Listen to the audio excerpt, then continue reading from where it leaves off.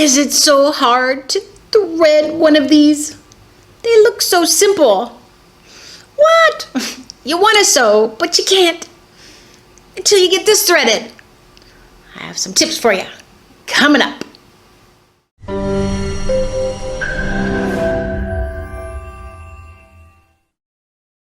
Hey, Chanel here, bringing you weekly videos to help you get better and better with your fashion sewing and be more creative too. So be sure to subscribe and hit the notification bell so you'll never miss out on another video. Threading a needle. This and this equals a pain. This is probably one of my #1 things that hold my students back from moving on to sewing. You have the hand needles. They're a little bit better with that because you can move these, and adjust them to your comfort, like, what direction you can thread it. But then you have the sewing needles, which are stuck in the sewing machine, and you got to thread it from the bottom right here. So that becomes a little bit harder, and they're, I don't know, a little bit harder. Sometimes it takes my students like 20 minutes to get these threaded, and I really ask them to practice at home. The best way to get good at that is just to take a needle and just get used to threading the needle. And I'm going to give you some tips on doing this easier. But if you just you'll just develop a muscle memory if you just practice at home. Just pull it through, thread it, and then let me see if I can actually do it. Yes, right there. Thread it like that. I've been doing this for so long, it's pretty easy for me. Also, there's a lot of different needles out there. This is one of my favorites. It's just a long, skinny one. Might be called an embroidery one. Once you find your favorite needle, mark it down. Like, take a picture of it. Wow, that's a big truck. Take a picture of the package, actually. I should do that because I'm always going, what needles were those? But I always remember last time I said Sharp embroideries. And not that I use it for embroideries, but I like them to be sharp. And the longer ones are easier to use. So if you're actually doing fine fabrics of some sort, I used to get little ones, which are harder to thread because the smaller the needle, the smaller the eye, right? Because where are you going to put it? But I do like even the longer ones, even in more delicate fabric, because it's just easier to work. So I'm always trying to give my students tips on getting this part done, because then when they get good at it, we can move on to the good stuff. But I always want them to be good at threading a needle. A lot of sewing machines nowadays have the automatic threader, but it's good to know how to thread a needle, because sometimes those, for me, only work like 50% of the time. Sometimes I play around with it and it doesn't thread it, and then I get frustrated like that. So then you got to go resort back to okay, you ever have those days? Anyway, so let me show you some of my favorite tips on threading one of these. Okay, here's some of the tools that I use. White piece of paper. I actually really never use these, but I'll show you how they work. The needle threaders, they are, when you're in a pinch, really do work good. Clippers and beeswax, when I'm hand sewing, especially because it coats the thread.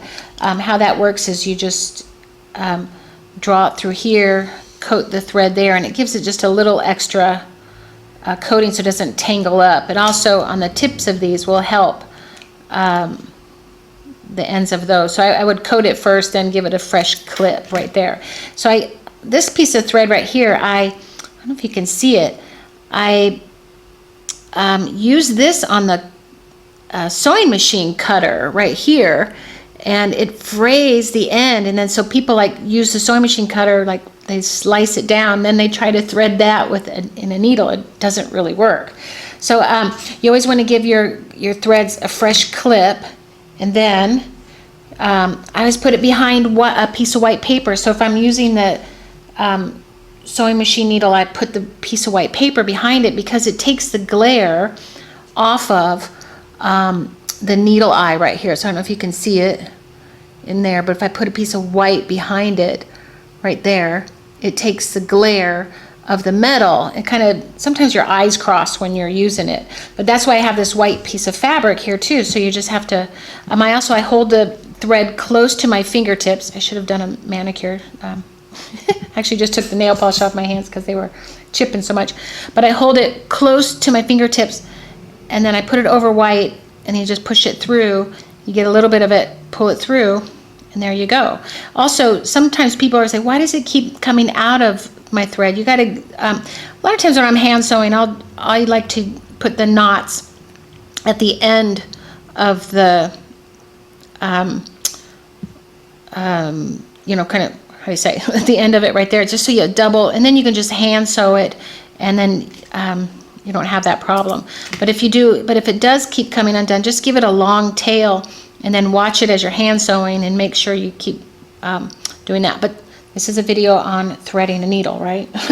Now, one thing too, you got to use quality thread. So right here, sometimes these threads right here, these cheapy ones, they're a short fibered thread, and they're just harder to, they're kind of just, I don't know how to, what's the word for it, just a little fatter in the threads. You see that I'm even having trouble getting that in there. But if I put some wax on it, it might help it right here. I put it over white, I can see it real clearly. Yes, actually it worked a lot better. So I go through there. Now these are, the Gutermann thread is a long fibered polyester. It's even smoother. So quality threads are really going to help you also. Just give a blunt edge, and then you just thread right here. Also, my head is kind of up. I don't have it real close there because your eyes tend to cross when you're too close to that. Another really good thread is this. It's the Malaniki. This is probably one of the better threads. Long fibered, smoother, when you can feel that it's smooth. When you have these threads, you can actually feel the texture of the thread. They're going to be a little harder. And then this is another one. It's a little bit, this is a dual duty plus. It's a little bit thicker, which sometimes if it's a little thicker, it goes through a little bit better. If it's a sturdier thread, it goes through. Also, the color of your threads can really affect you too. So that goes through that way. Now, how you use these are really a great little invention. Making a mess here. You put this little wire through the needle eye right there. If you can see the needle eye, I guess, make sure. Silver on silver is kind of a problem there too. Then you put the thread through the wide eye there. It's nice and wide. You pull it through here, and then you pull that thread through, and then your needle is threaded right there. So that's how those work. I bought these. I just haven't, these don't work for me. I think this is supposed to go through here, but they never can fit through the needle eyes. I don't know, I guess they're meant for wider ones, so I don't use those either. But I would say the best trick is the white piece of paper. Also, a lot of people, they kind of lick their fingers and spit on the thread. That actually prevents it from, the spit right here actually prevents it from going through the needle eye. So that's not a good idea. Here's one of the, also these sewing machine needles too will have, the smaller the needle, the like size 9 or 11, like this is an 11, the needle eye is smaller. So the best thing to do is really just to sit down while you're watching TV, not in a dark room, but like put some light on you. Get out a couple of the machine needles and just spend some time threading it, and you'll just get your own technique on how to get it threaded. And then once you have, you're really good at that, then you can move on to sewing. All right, those are some of my best tips on threading a needle. Best tip is just to practice, just get used to it, muscle memory. I also have a Sew-Bit video on needle types. I'll put a link up here, and it'll bring you to the needle types, what sizes they are if you're sewing, size 9, 11, 14, knit or woven, all kinds of things you need to know. All right, I'll see you in the next Sew-Bit.